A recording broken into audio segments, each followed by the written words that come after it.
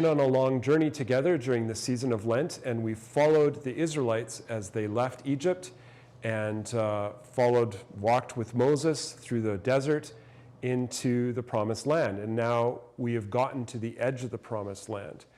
And so the last part of the Exodus journey doesn't take place within the books of Moses at all. It actually takes place and is recorded in the book of Joshua when they enter the Promised Land.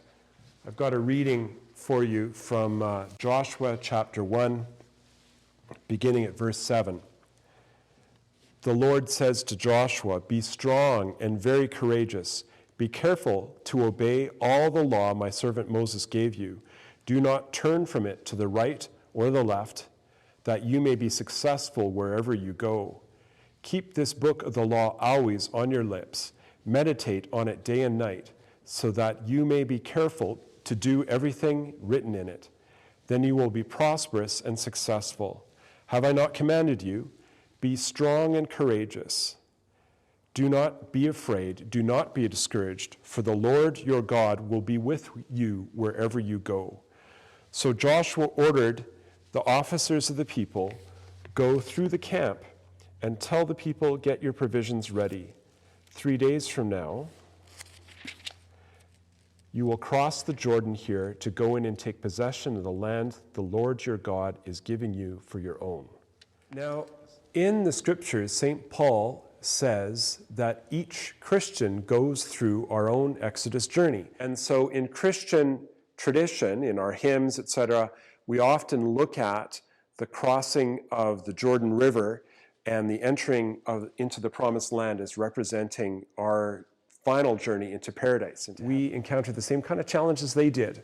Maybe not exactly the same way, but it's similar enough that we can learn something from what they went through. Here's a few of them. We won't go through everything right now, but how God's promise is like a rock. We learned to let the burdens of life go and let God carry them. We learned that the snake, which represents the power of Egypt and the gods of Egypt, are nothing compared to our God.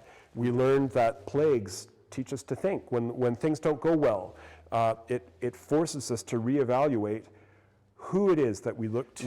We learned that waiting for God doesn't always taste good, but he's got a reason. When he makes us wait for something, there's a reason that he is asking us to do that. We learned that we can trust God. When he asks us to do something, he will give us the power to do it, and we don't want to be like the Israelites who chickened out from their first attempt to get into the Promised Land. We learned that making a false god doesn't really help us. It's about as powerful as this beautiful golden calf that you see in front of you.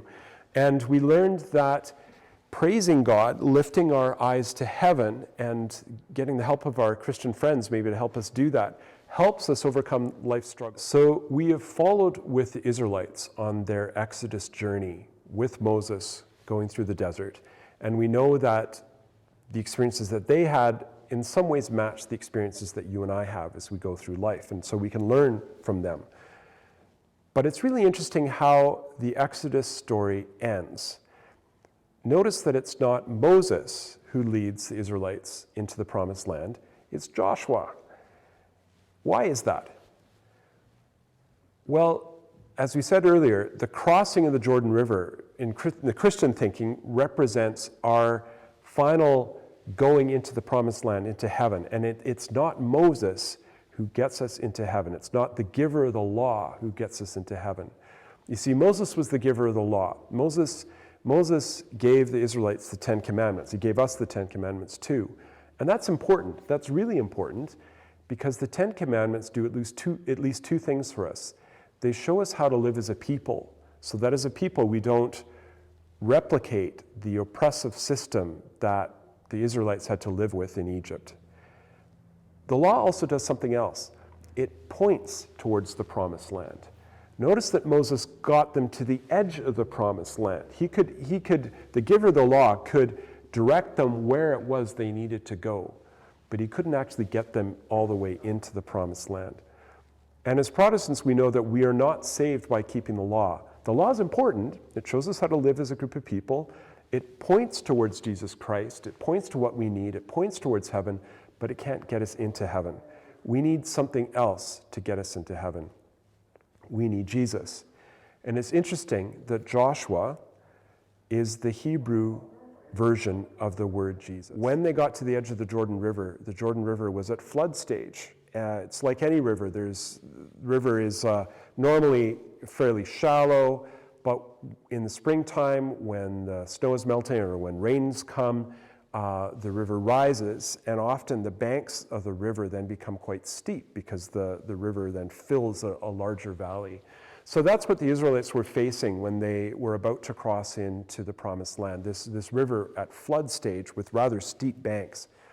And it's interesting in that story that the river doesn't part and stop and allow the Israelites to cross into the Promised Land until the priests that were carrying the ark actually stepped into the river. And it would have been a steep drop. That's a useful lesson for us, because I think sometimes when God is asking us to do something, like take on a mission or a project or a calling, sometimes we hesitate and we wait for God to provide the resources that we need before we step into that project. Sometimes that's prudent. Sometimes we need to do that. But other times, God is waiting for us to actually take that first step, to make the commitment and actually step down into the river before he provides what we need to make the ministry go ahead. And we learn something then from Joshua chapter 3 and 4, which encourages us to follow God. And if God has called us to do something, we can trust that he's going to provide the resources that we need to do it.